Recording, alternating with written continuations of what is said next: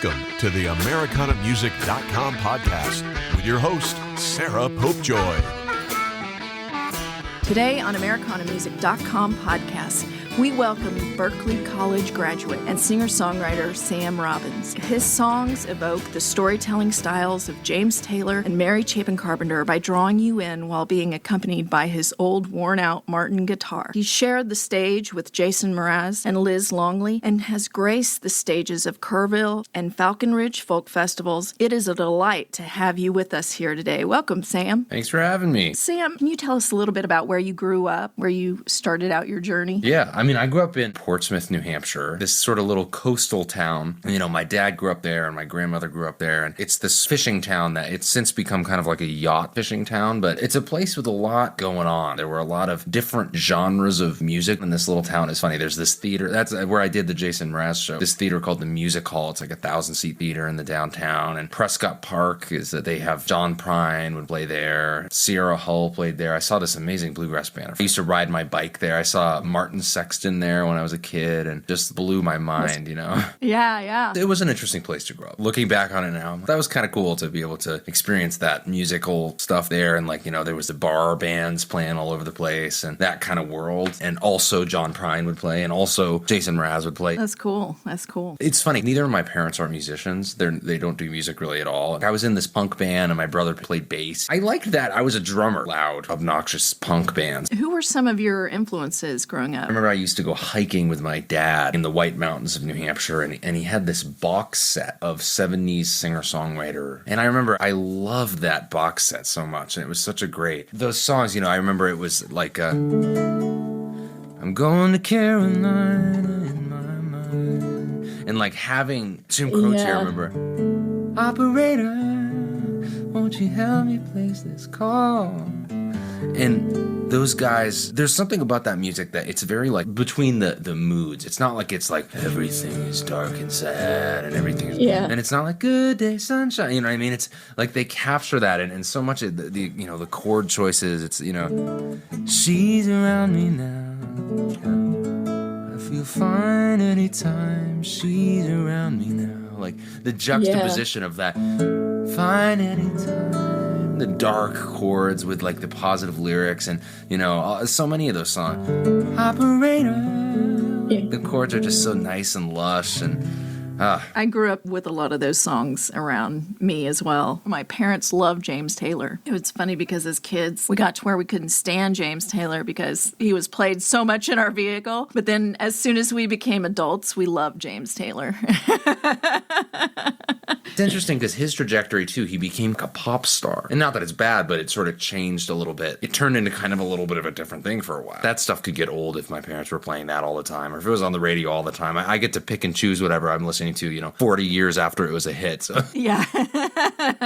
and it's nice that music is really, it's very intentional. That's what I kind of liked about that music. It felt very, like the other night, someone requested that I play, Starry, Starry Night, you know, playing it, and I remember, I was like, this song is so intentional. The way that the tempo moves, it starts, Starry, Starry Night,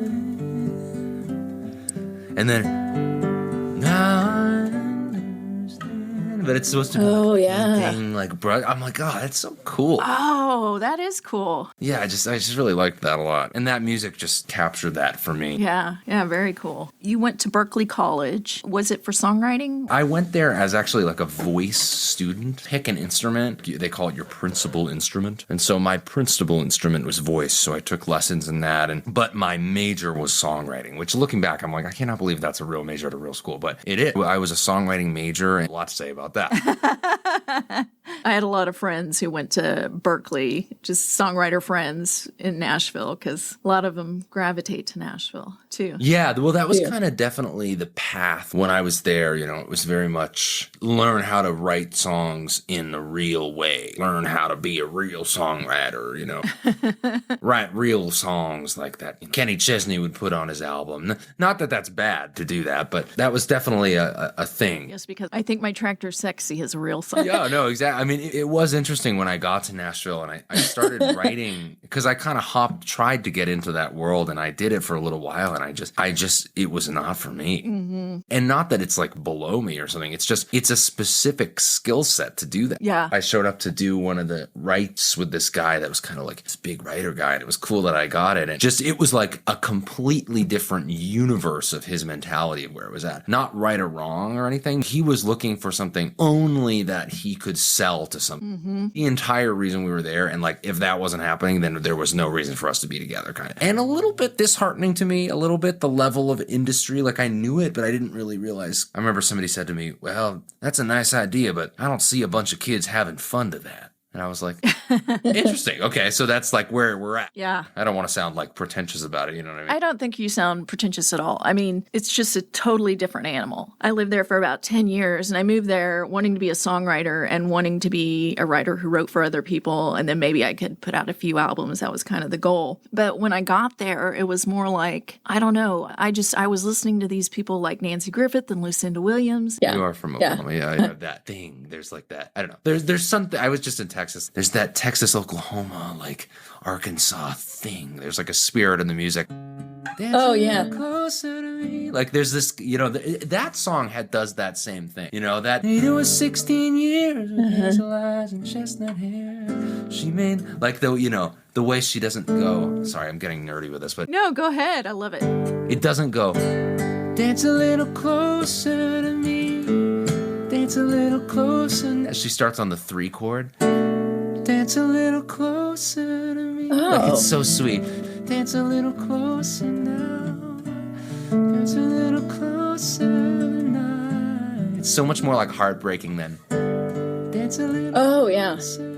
You know, and that has that same kind of spirit that the James Taylor songs have to me. And so many of her songs do, you know. That's really cool. So I specifically remember the moment I knew I wanted to, eventually was called the Americana lane. But, at that point, I don't know that it really had a name. But I remember sitting and I was watching all these songwriters perform. It was for Tin Pan South, and they were taking turns. I remember like Victoria Shaw, Beth Nielsen Chapman. It was just a room full of hit songwriters. It was crazy. And then all of a sudden, they had this empty chair that you didn't know who was going to be there. And it was Sean Colvin. And Sean Colvin starts playing her stuff. And it was like, oh, that's it. That's it right there. I don't care if it takes me forever to learn and do what I want to do and grow into who I need to be. But that's it right there. Right there. I had the same exact experience with this songwriter, David Wilcox, if you know him.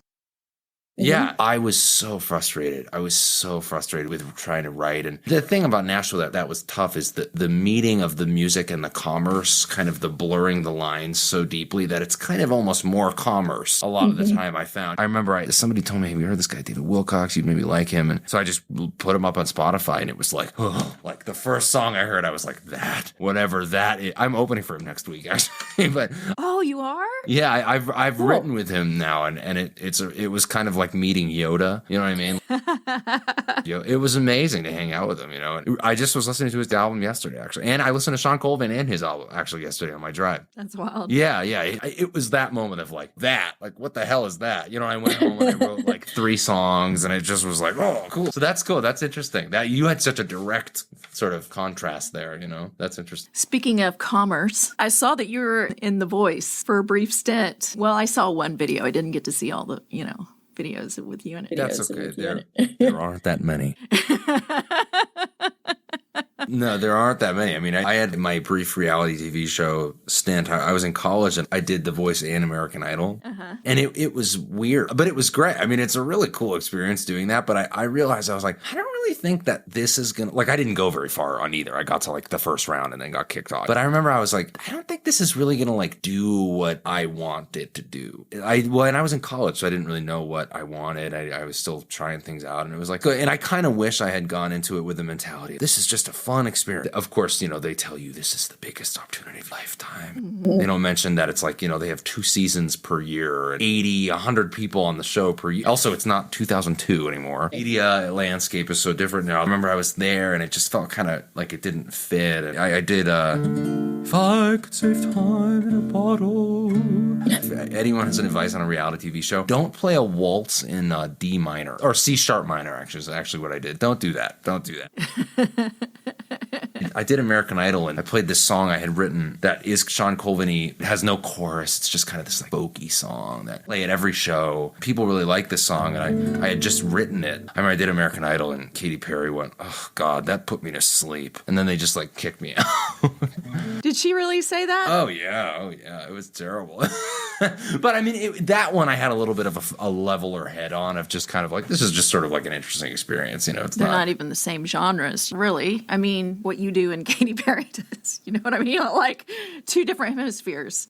Well, it's so funny, like that song, and when I did Kerrville, I did the Kerrville New Folk competition, and, I did this song that I had also written in college. It was this sort of sappy love song, but I really liked the song. There was some real, like, heart to it, and, like, I feel like that's what I like about songs is when there's something kind of weird. There's a lyric that doesn't really bite, like, you're like, what does that mean? Like, Sean Coleman has that in her stuff. Yeah. It's just evocative, and it's kind of cool that they would say that thing. Yeah. Not like a perfect song, No. James Taylor, all those guys do that. It's not like a perfect song. I played that song for this pop songwriter. This was right before I moved to Nashville. This huge hit song. And she told me, oh, that song really makes you cringe. That's the song I won the Kerrville New Folk competition with. You know what I mean? It's just the way that goes, On my new album, I have a song that I wrote to a kid who's 16 from my hometown, sort of, a musician. I sort of said, hey, he came to me for advice. And I was like, don't listen to anybody. Everybody's on their own path of like, just do your thing, man, And that's what I wish I had heard more of. I wish I would have been told that some people, and I don't mean this in a mean way, but of course I tend to be Oklahoma on that one. I like that.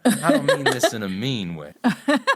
It's just some people have different motives, and I just did not see that coming. And I don't mean that everybody's, out to get you or anything like that, but just everybody's got their own motives or whatever. And sometimes they're not always necessarily, there's a lot of weight or luggage behind those motives that aren't all about you. Yeah. And it's not always easy to see that, especially when you're younger. It's not easy to see those motives. And that's interesting. Yeah. That's what I like about the Americana world a little more is that people aren't really becoming like celebrities. Sometimes you experience things, where it's like people are really like trying to get like famous. American Idol is like about becoming a celebrity. Yeah. In the Americana world, like people that get big, obviously, but it's not like people are becoming Katy Perry's. Right. It feels a little bit like a pure, the motives are easier to see. I'll say that. Yeah, for sure. Your new album, So Much I Still Don't See, came out this past Friday, recorded in an old church in Springfield, Massachusetts. Can you talk a little bit about the recording of that album? I mean, it was cool. My first album I did, I was in college, and it was just kind of these college projects that I just kind of threw together, And the second one was a very Nashville, we got a Nashville band to go eat, which was great. I mean, it was a really cool experience, and those guys are great. And then this one was a little bit of like a longer experience. Like we really, I went into the studio and I just sat there and I played the songs, me and a bass player and me and a piano player. Actually, there's an album by James Taylor, a live album called One Man Band. I always loved that album. I like it better than the original versions of the songs, honestly. And it's him and this piano player, Larry Goldings, and it's them playing, and it's like this great vibe. I mean, it's a great vibe. And I had a producer, Seth Gleer, who he's a great songwriter and a great keyboard player, and he really, really produced it. He really would help me. Like, I think I've realized I need that. I need someone to actually produce it for me. Like, I have these songs, and I like playing for people, and I like writing the songs, but making like a record is kind of like a different animal. I feel like with this one, I finally did it. Kind of. I made the record, and that was with Seth's help hugely. He was there really guiding me, and I mean, it was cool. We just did it just like this, sitting here, and every song is just kind of me and the guitar, and we built stuff in sparingly when it needed it. The two that are out at the time of this recording, there's two out, right? Oh, two singles, yes, two singles. Piles of Sand and The Real Thing, and then what's the other? There's another one, right? Oh, yes, What a Little Love Can Do. That's the first single. Oh, okay. Yeah, that was back in February. Yeah, February. January even? God. Can you talk a little bit about the song Piles of Sand? I really enjoy that song. I'm going to give the final line of the chorus that says, what we build as mountains are just piles of sand. And I love that. Can you talk a little bit about that song? It's funny. I was in the middle. That was kind of an amalgamation of things. I was living in Nashville, and I had moved to this new side of town that was like decidedly less cool than where I was living before. I went to a park by my house, and it was this river is dried up and built trash. And it was just horrible. Honestly, like terribly maintained. And it was just kind of shocking a little bit. I was sad, and building this giant condo site. And so these giant piles of gravel were everywhere on the path. It was just kind of like odd, And I was learning a song. I love Tommy Emmanuel, and he has this song, Angelina.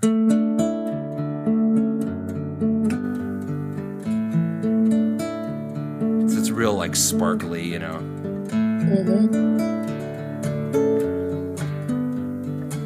I love these guitar voicings. And I remember I got home that day and I just was playing those voicings. What we built up in the mountain are just piles of sand. Like, it just kind of like, you know what I mean? The rhythm of the words, what we built up. Because I remember these piles of gravel. The chorus lyric is, I thought it was a mountain, but it was just a pile of sand. I literally thought that there was a mountain in Nashville I had never noticed. It was like blocking out the sun. I was like, wow, and it was just a pile of gravel for this condo site. Well, like, so you really thought 100%. That's what that line was. That's what I recorded on the walk on my phone. I thought it was a mountain, but it was just by sand. Yeah. And I thought, like, that's so dumb. You know what I mean? I was like, come on now. And that ties in even with that thing I was saying about Sean Colvin, where I'm trying to lean into that. Like, even if it feels dumb in the moment, there's something about the moment that grabbed you of the song. I thought it was a mountain, it's just a pile of sand. Like, going back and editing yourself to death on that kind of stuff, I feel like it can sometimes take away, like, the spark of the song. Yeah, that's so cool. It kind of reminds me of, like, so recently, well, not that recently, it was a few months ago, I was able to interview Susie Boggess, because sometimes I'll ask people what they think makes a great song, because I always like hearing everybody's answers, because they're always so different. She said that what she thought made a great song is when the song doesn't sound basically fabricated. She said songwriters will even say, I don't know who wrote that song, I don't know where it came from, it just wrote itself. Yeah. And she said, that's what I look for in a song. And I just thought it was so interesting from someone who was in the mainstream country music world to give that answer. That song that I played for Katy Perry that she said, put her to sleep, that was one of those songs. Of course. Yeah, of course. That's interesting. That's so true when it just kind of like appears out of thin air. That first single, What a Little Love Can Do, I remember there had been like a shooting in Nashville. I was home alone all day, and this song, it just sort of like, it was one of those things where you're like, what do I do? Like, you just have to sit at home and just, it's like 10 minutes from our house, this terrible thing happened. And are you talking about the school? Yeah. Covington. Thinking about the country. I mean, it's even more so now, but thinking about everything going on in the country and everything. And so that line, it's gonna be a long road when we look at where we started. One nation broken hearted, always running from itself. That's kind of cool. And the chorus lyric, I'm gonna reach out to you. I'm gonna reach out to you. Show 'em what a little love can do. Show 'em what a little love can do. I similarly thought, that is the dumbest lyric I've ever written in my life. Like, what is this, a Motown? You know what I mean? I just was like, oh, come on. It was the thing that appeared out of the sky to me. Mm-hmm. The bridge of that song is like my favorite part of the whole album. And, it was this kind of like weird but sort of deep song with this simple chorus. And I wrote this part, and sometimes it feels too easy. And so you want to go, oh, no. Like, that's got to be not right. But I wrote this bridge. And now, I can see after release the song, I'm like, oh, this is the best part of the song. The bridge is, show 'em what a little love can do. And then, I wanna believe in something bigger than me. I wanna believe in where this all could lead. But the older I get, the more I see whatever world I wanna live in begins with me. And I remember the first show I played that at, this drunk lady in the front went, amen, brother. So I was like, all right, it's got to be decent,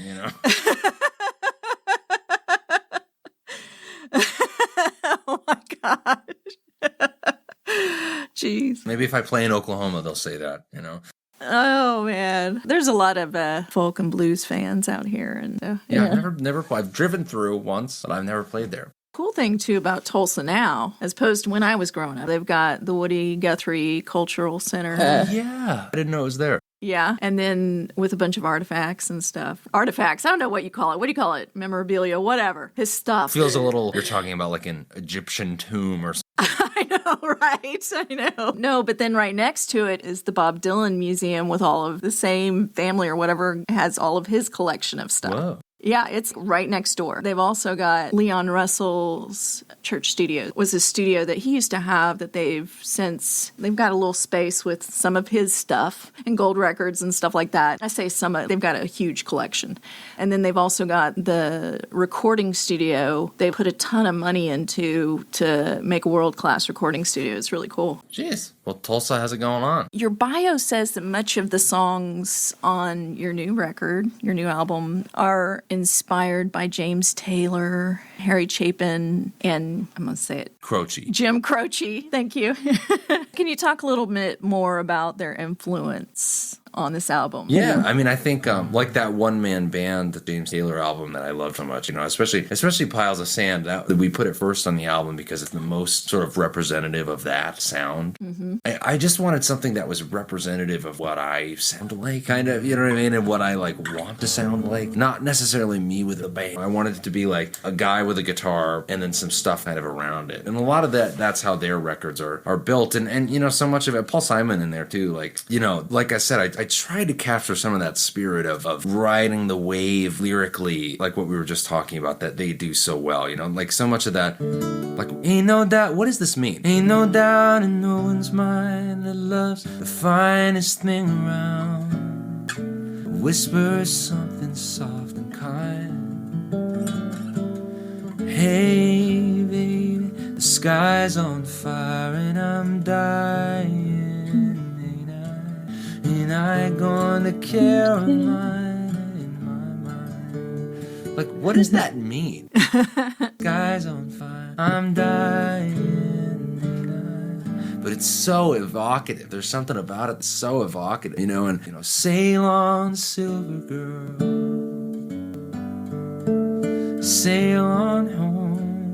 Like, all those like Paul Simon that I'm just kind of like, it doesn't really like literally mean something, and they capture that so well. Like I said in the beginning, they capture that between feeling really well. You lead some songwriting workshops as well? I'm doing one on my Patreon tomorrow, actually. I have these songwriting workshops of stuff that I've learned, partially from Berklee and then just from playing all those songs like that. Like what? There are things that make songs work more than others. It's fun for me to kind of study why a song works really well. Mm-hmm. I took my love and I took it down, you know. I climbed a mountain and I turned around. I almost certainly, Stevie Nicks wrote this song from just having this C shape, you know, and doing this walk down thing with the C. But I don't know if she realized that she was...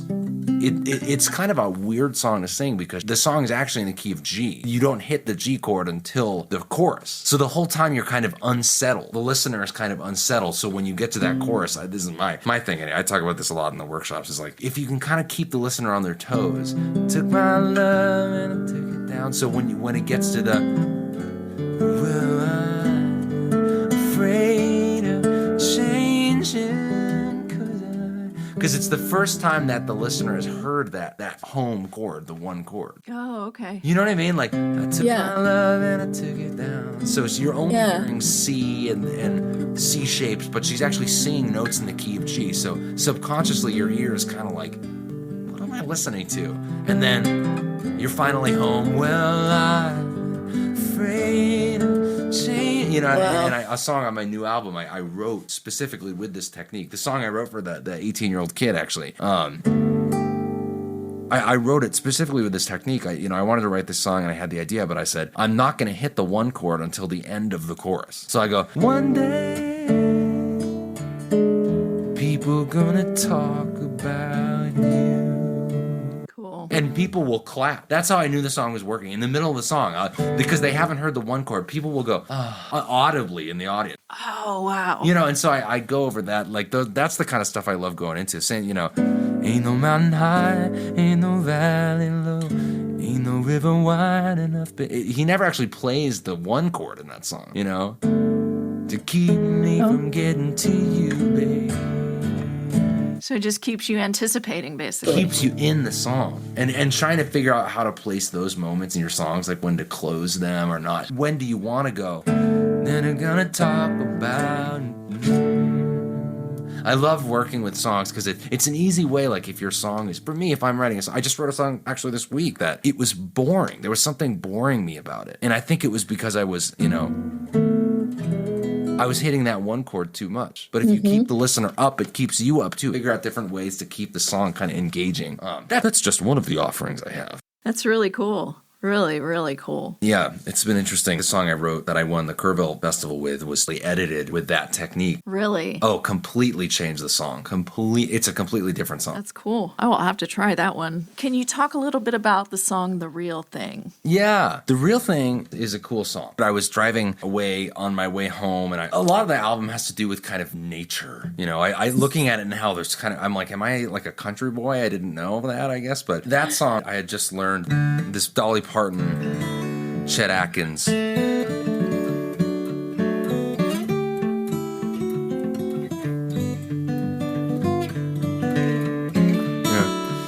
you ever think back on old memories like that? And do I ever cross your mind? And I didn't have any songs like that. So I was driving away from a certain city that will not be named. And I was just, I passed this Hooters and I passed all the, and I was like, I gotta get back to the frickin' woods. I used to go hiking all the time. And so, this melody came to me. I'm looking for the real thing. I'm looking for the real thing. I'm looking for the time-tested, well-rested reason. I'm looking for the real thing. And I kind of was like, man, I wonder if that could be a,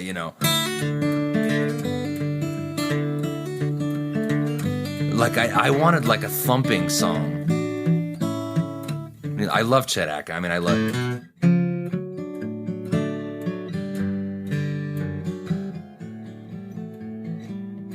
I love all that kind of stuff. Cool. And then his real thumpy thing. And so I wanted a song like that. And that song, it really fit in a really nice way in the album. Yeah, no, it's a really great song. Thanks. I totally felt it, although I felt a little bad because I was picking up my Walmart order when I was listening to it. I don't know. Especially, I go down south, I'm this guy from the frickin' Great White North. I'm this Yankee guy, and I hope I'm, it was just me being dumb, making fun of, like, no. Believe me, I'm at Starbucks and Walmart and Target and, not Hooters, but that line is included in the song. It's fun. I do have to say, when I first heard it, I remember when that line came across with Hooters on, I was like, that's not what I was expecting from Sam. But it picked up your ear though, like it was a earworm, so it was good. Well, I did think, I was like, are people going to think that I'm saying I am going to Hooters? No, I don't think so. But that's my favorite road spot. Hooters, like you man. Not there's anything wrong with that, but I didn't get that from that. Okay, good. Yeah, no, it came out, and then I was like, "Wait, what?" He said, "What?" Oh, good. It's kind of like that. See, I so want those. Good. Well, like if I was a real songwriter, I would be like, "Oh, you don't say that kind of a thing." There's another line in there that I felt really weird about. That was at the end. I'm looking for the real thing. I'm looking for the real thing. I'm looking for the time-tested, time-tested, well-rested, invested. Digested, manifested, star-destined feeling. I'm looking for the real thing. And I remember thinking, like, oh, those lines are so weird. Digested, star-destined. Something about it just felt kind of weird to me. And I was like, no, you got to lean into the weird feeling. Yeah, I like that. I like that a lot. That's really cool. Well, I appreciate it. I love that concept, too, of just kind of leaning in. Totally. This song I wrote this week that I'm getting married soon.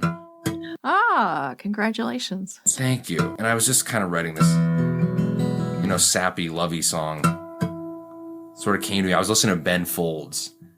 And, so many of his songs, if you played them for people that were in songwriting classes or in Nashville, they'd be like, what the hell is this? I am a bird wearing a brown polyester shirt. You want a Coke, maybe some fries? The roast beef combo's only $9.95. You know what I mean?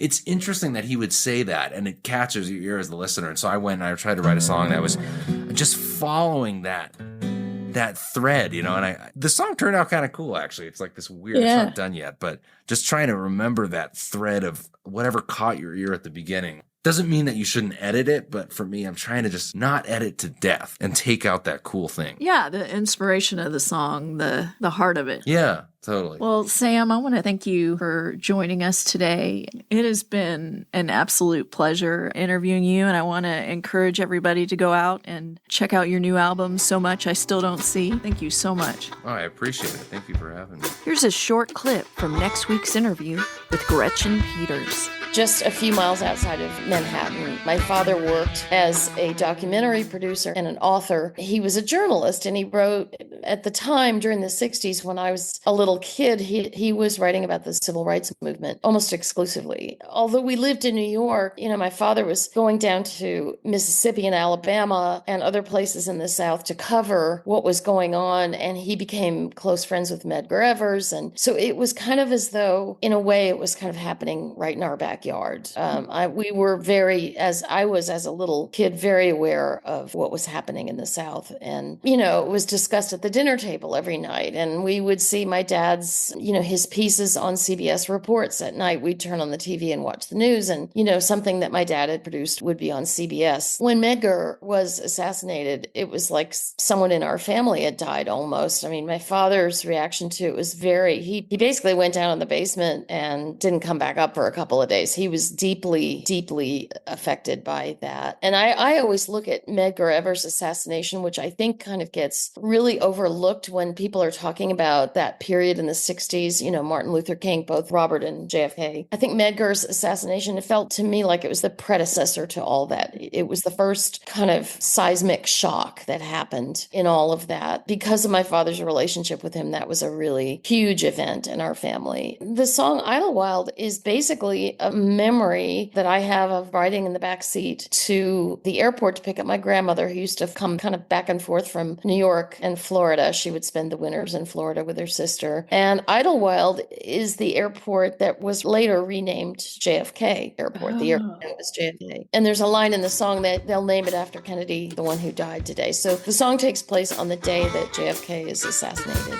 Thank you so much for listening to AmericanaMusic.com podcast. Be sure to go to AmericanaMusic.com and find playlists of the Americana artists we've interviewed here.